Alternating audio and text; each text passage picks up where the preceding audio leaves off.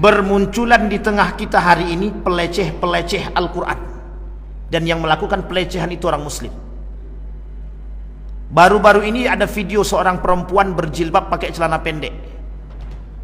Nah, saya baru dapat kiriman dari abang ganteng kita. Dapat video itu, dia DJ, menyanyikan lagu DJ dan memulai dengan Bismillahirrahmanirrahim. Bismillahirrahmanirrahim. Kemudian dia mulai dengan musik DJ lagi. Kemudian dia ucapkan kalimat dalam Al-Quran, dia mainkan DJ lagi. A'udzu billahi minasyaitonir rajim. Ternyata dia pakai celana pendek, berjilbab tapi celana pendek. Itu muslim.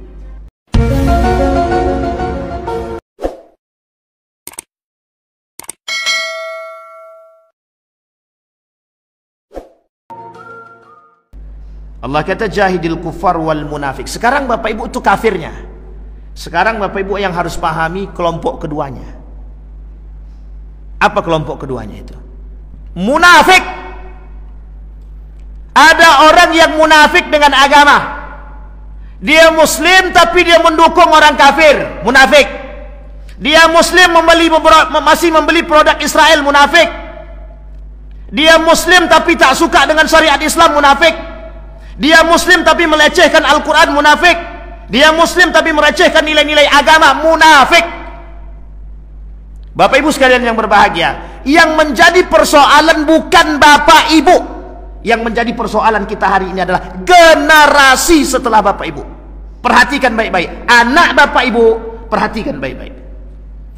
Berapa besar kekuatan mereka merusak pola pikir anak-anak kita hari ini dengan semua program yang mereka lakukan. Kita lihat Bapak Ibu yang sudah nampak di tengah kita hari ini. Berapa banyak anak-anak muda yang tercuci otaknya dengan gerakan-gerakan mereka. Sudah kita sampaikan, orang munafik itu banyak. Dan kata Nabi, yang paling berbahaya itu bukan orang kafir, justru orang munafik yang berada di antara kita. Ketika kita berbicara tentang agama, yuk sama-sama kita sholat berjamaah, kita kuatkan, kita bangun persatuan. Apa kata mereka? Alah, cuman sholat aja pun, sholat ya udah sholat aja lah. Nah, itu munafik namanya itu.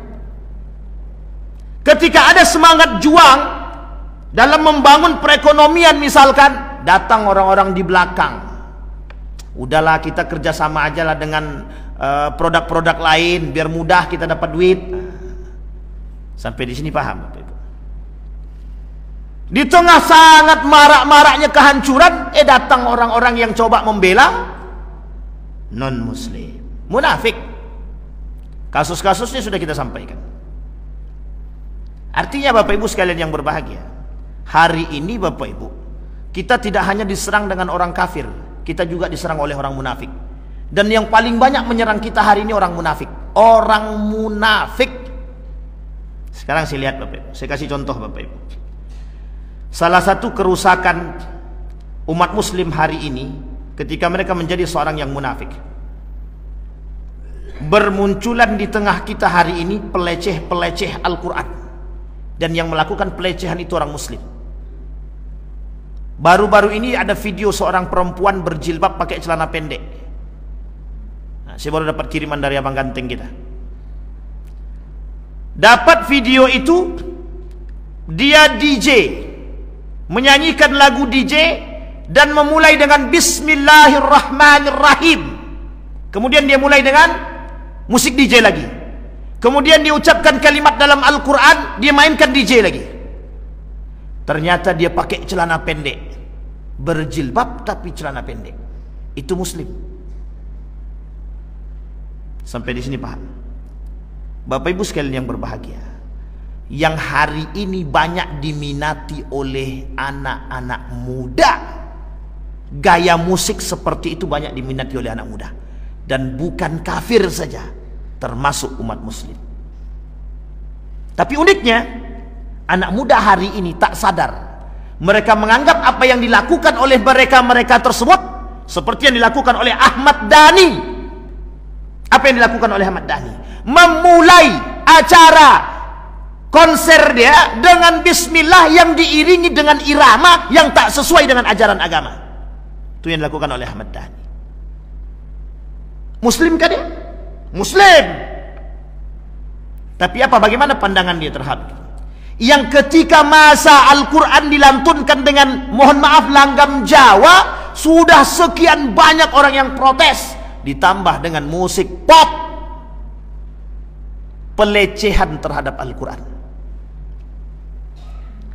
Itukah Bapak Ibu sekalian yang berbahagia? Boleh cek pengikut Ahmad Dhani itu, anak muda atau yang kakek-kakek? Rata-rata anak muda.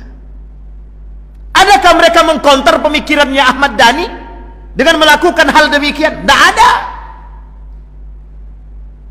Kenapa? Fans. Jadi kita ini sudah dimakan fans. Makanya wajar ketika Nabi bilang, kata Nabi, kelak di akhir zaman akan banyak manusia mengikuti Tuhan mereka. Siapa itu? Manusia. Mereka akan mengikut panutan mereka, fans-fans mereka. Makanya kelak di akhir zaman itu yang jadi fans itu manusia, bukan lagi nabi, bukan sahabat, bukan tabi'in, bukan tabi'at tabi'in. Justru orang-orang yang, mohon maaf, mengidolakan nabi, para sahabat, dilecehkan. Sampai di sini bisa dipahami Bapak Ibu. Nah, itu kondisi kita hari ini Bapak Ibu. Pertanyaan muncul, kemana umat muslim? Kemana umat muslim? Muslim Pak Ustaz di mana-mana banyak betul. Pertanyaan selanjutnya muncul, kemana orang beriman? Kemana orang beriman? Kalau kita tak punya perhatian dan tak mau ikut berperang dalam melawan orang kafir dan orang munafik, maka mohon maaf, jangan bermimpi untuk bisa lebih baik. Kita ambil contoh. Kita ambil contoh masjid ini. Kalau sudah ada manusia munafik di dalam masjid ini Bapak Ibu, dan Bapak Ibu tidak lawan, maka mohon maaf, jangan salahkan kelak masjid ini akan beragam pemikiran dan mohon maaf akan keluar daripada syariat yang dijanjikan, yang sudah ditentukan oleh Allah. Jangan salah. Jangan salah. Kenapa demikian? Karena kita membiarkan orang munafik leluasa berbuat. Orang munafik itu banyak. Dia tak suka dengan syariat Islam. Dia akan lakukan apapun yang akan mereka lakukan. Bapak Ibu sekalian yang berbahagia, kalau kita masih berdiam diri dan santai dengan keadaan kita hari ini tanpa ingin berbuat, maka sesungguhnya itulah yang disebut dengan dha'ful iman, iman yang lemah. Sampai di sini bisa dipahami Bapak Ibu? Kenapa anak kita hari ini kok jauh daripada Al-Quran? Yang melalaikan mereka lebih bisa dinikmati daripada Al-Quran itu sendiri. Apa buktinya? Contohnya banyak. Kenapa mereka lebih enak duduk menikmati musik di kafe daripada di sini? Itu pertanyaan besar bagi kita. Mengapa mereka lebih bisa menikmati lagu di kafe daripada menikmati Al-Quran di dalam masjid atau pengajian? Itu pertanyaan besar. Mengapa? Artinya apa? Keberhasilan kaum munafik, keberhasilan kaum kufar merusak pola pikir anak-anak kita hari ini terjawab. Sampai di sini bisa paham Bapak Ibu ya? Betapa bisa musik untuk dinikmati. Sekarang saya tanya ibu-ibu. Ibu-ibu dulu kita tanya. Lebih nikmat mana? Mendengarkan lagu selimut tetangga atau baca Quran? Baca Quran Ustaz. Iya di sini. Di luar kita tak tahu. Berapa? Lebih banyak mana? Lebih banyak mendengarkan musik atau Al-Quran di rumah? Nih bapak-bapak yang mau jujur silakan jujur. Lebih banyak mana yang bapak-bapak dengarkan di rumah? Musik atau baca Quran? Mana tuh? Lebih banyak mana tuh kira-kira? Musik atau baca Quran? Baca Quran 5 menit ngantuk Ustaz. Dengarkan musik setengah jam lebih pun tak ngantuk-ngantuk. Itu dia. Jangan salah, wong di rumah saja lebih bisa menikmati musik daripada di kafe. Apa tak lagi di kafe? Lebih bisa lagi mereka nikmati. Mereka punya program banyak menghancurkan kita, asal kita ini jauh dari nilai-nilai agama. Pertanyaannya adalah, seberapa banyak yang bisa menikmati musik DJ? Uniknya, ketika musik tersebut dinyanyikan dengan lantunan Al-Quran, tidak ada sedikit pun yang mau protes, kecuali orang-orang yang beriman. Artinya apa Bapak Ibu? Mencampur adukkan yang syubhat, mencampur adukkan yang halal dan yang haram, sehingga kita tidak tahu lagi mana yang halal, mana yang haram. Kalaulah mohon maaf kita berdiam dengan perbuatan mereka yang melecehkan Al-Quran, menyanyikan dengan lagu pop, dengan irama pop, menyanyikan dengan irama DJ, mengaji dengan irama-irama seperti itu, jadinya syubhat. Tapi kalau kita diamkan, tidak ada yang menyalahkan, maka kelak akan lebih banyak berbuat demikian. Masih banyak lagi. Kenapa kita diam? Kenapa kita anggap biasa? Sama. Kelak ada perempuan berjilbab tapi pakai celana pendek, kita tak berani tegur, kita tak berani katakan itu salah, maka akan lebih banyak perempuan yang keluar dan menggunakan kerudung selain daripada orang tersebut. Kenapa? Karena umat muslim hari ini diam, tidak berani menegur yang salah, tidak berani menegur yang berbuat maksiat. Sehingga apa yang terjadi? Kemaksiatan didiamkan, kemungkaran didiamkan. Yang terjadi apa? Pembiasaan terhadap yang salah. Coba perhatikan kalimat yang saya sampaikan kalimat ini. Ini kalimat yang sederhana. Lebih baik mana anak salat di masjid atau di rumah? Lebih baik mana anak salat di masjid atau di rumah?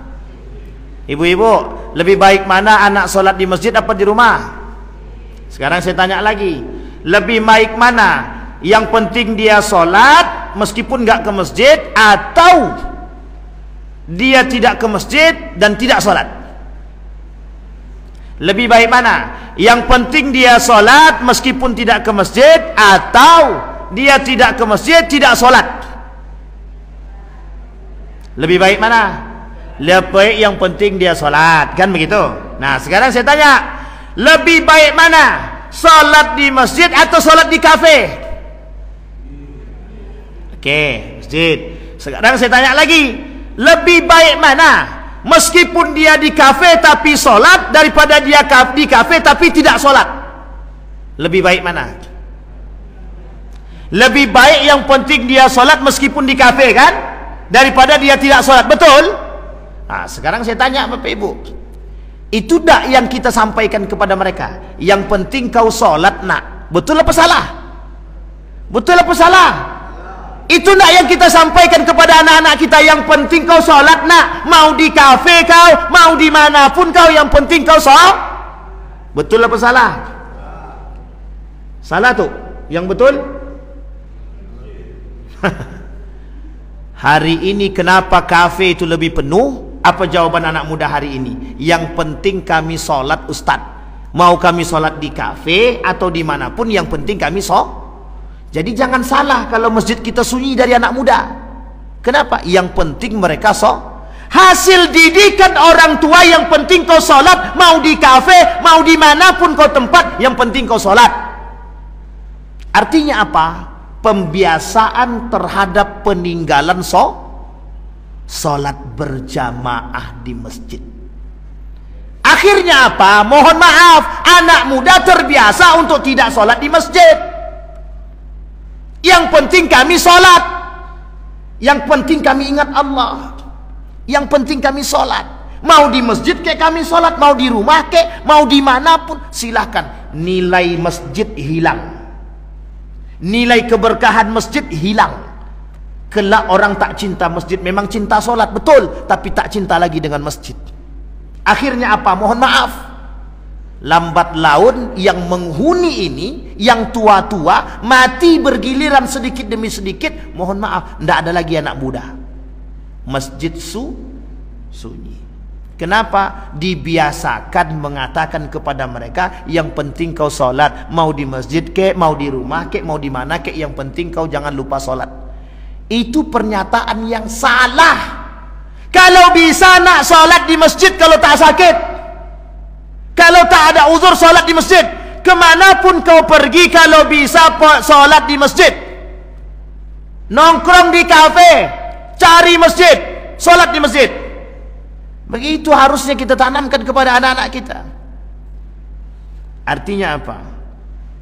Modal fikiran saja kita sudah membuat kebiasaan dalam lingkungan kita. Artinya apa? Kita tak pernah paksakan mereka ke masjid kok. Kita tak pernah paksakan mereka mengaji kok. Kita tak pernah kasih mereka, mohon maaf, hukuman kalau mereka tak solat, kalau mereka tak ngaji, kalau mereka tidak melakukan ibadah. Kita biasa-biasa saja kok. Di sekolah kalau mereka nggak buat PR, ada guru yang menghukum. Di rumah kalau kami tak sholat sudah biasa. Kenapa? Orang tuanya tak sholat. Mohon maaf Bapak Ibu. Artinya apa?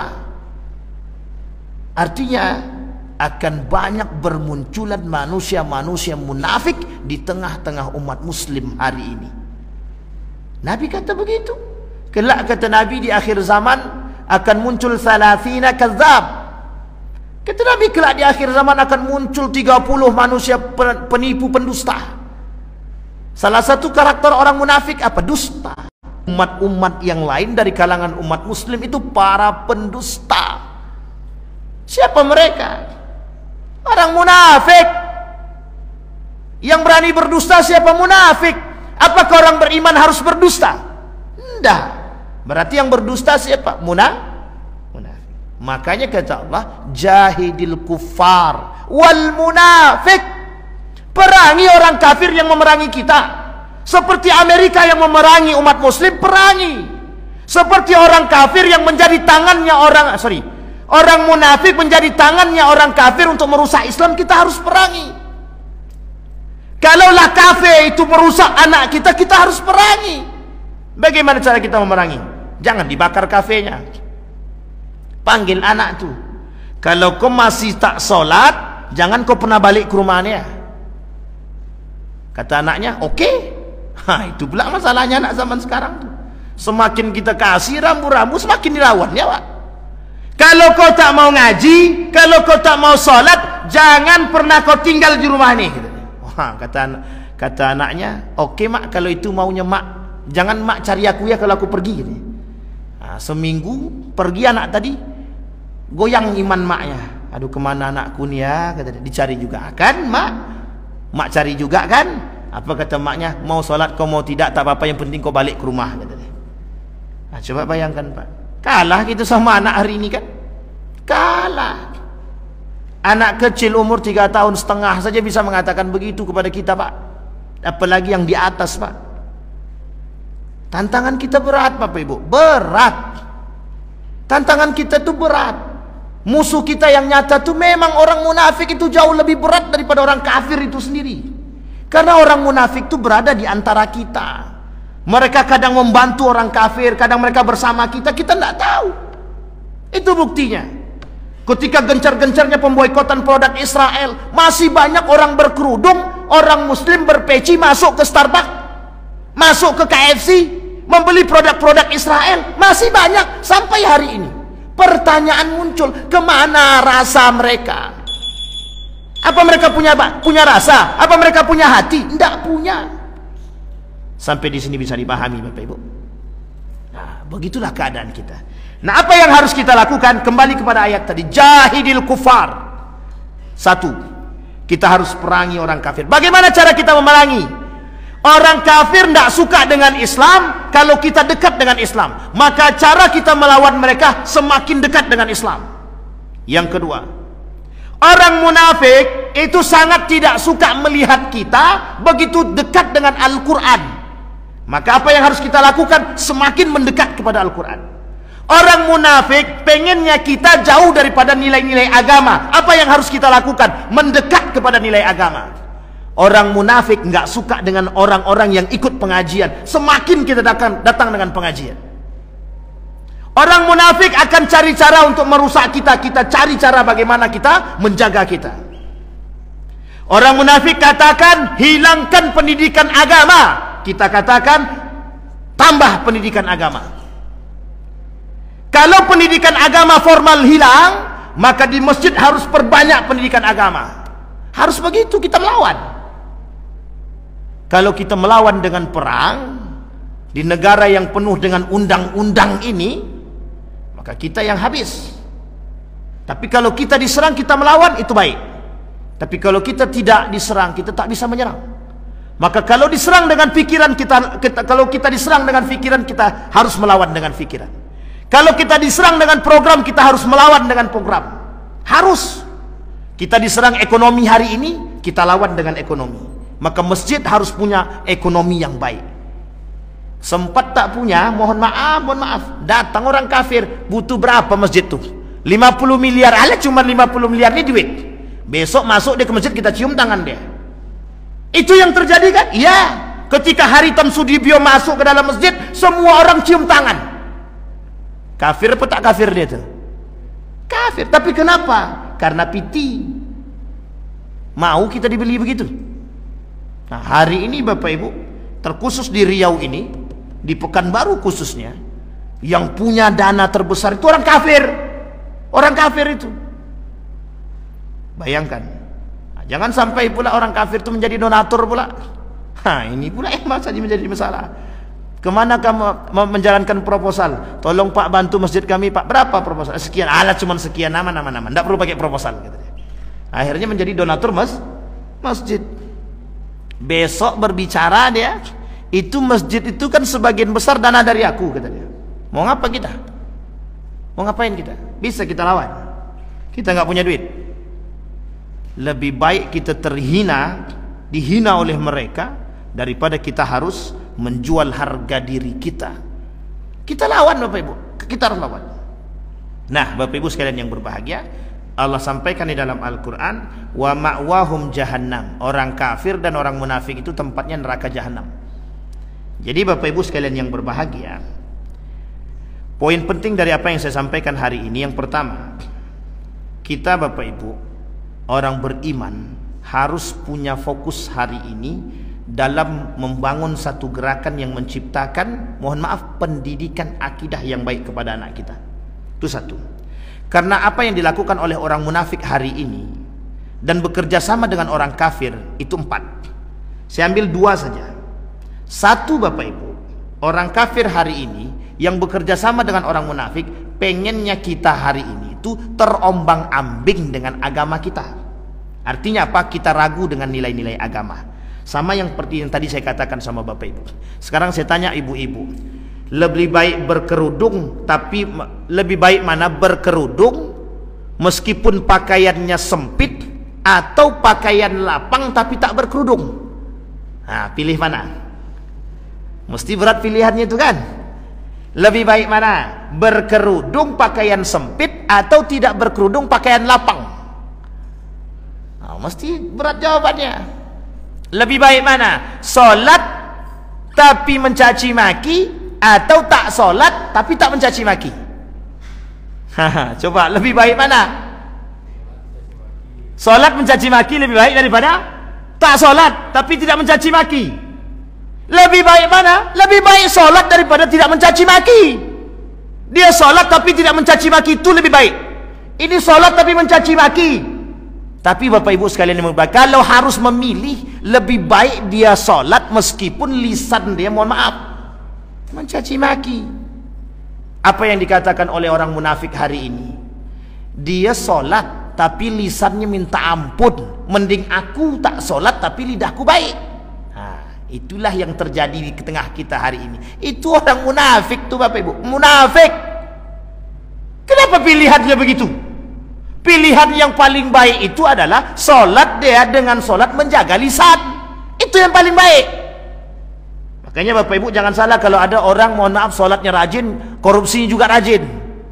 Itu imbang namanya dunia akhirat. Sholatnya rajin, kalau kemudian korupsi juga rajin. Itu namanya imbang dunia akhirat. Dia mengamalkan ayat Allah itu. Tapi itu na'udzubillahi min dzalik. Bapak Ibu sekalian yang berbahagia, sebelum saya tutup, poin yang kedua yang ingin saya sampaikan adalah jaga generasi kita hari ini Bapak Ibu. Qu anfusakum wa ahlikum nara. Jaga generasi kita. Mohon maaf Bapak Ibu, yang melalaikan anak muda hari ini adalah satu, alat elektronik itu tadi. Yang kedua, musik. Yang ketiga, tempat tongkrongan mereka kita harus jaga Bapak Ibu. Harus jaga, terutama yang punya anak perempuan. Jagalah. Baik perempuan maupun laki-laki. Bangun di rumah itu Bapak Ibu satu program pendidikan agama yang baik. Nak, maghrib mengaji, jangan lupa sholat 5 waktunya diingatkan. Bagaimana anak-anak itu tetap istiqomah dengan mengajinya. Itu dulu. Karena kalau tidak Bapak Ibu sekalian yang berbahagia, besok Bapak Ibu tidak akan lihat anak Bapak Ibu membaca Al-Quran. Sekarang Bapak Ibu harus jawab dengan jujur. Berapa sering anak Bapak Ibu mengaji di rumah? Setiap waktu kah? Setiap sholat 5 waktu kah? Atau sekali dalam sehari? Atau sekali dalam setahun?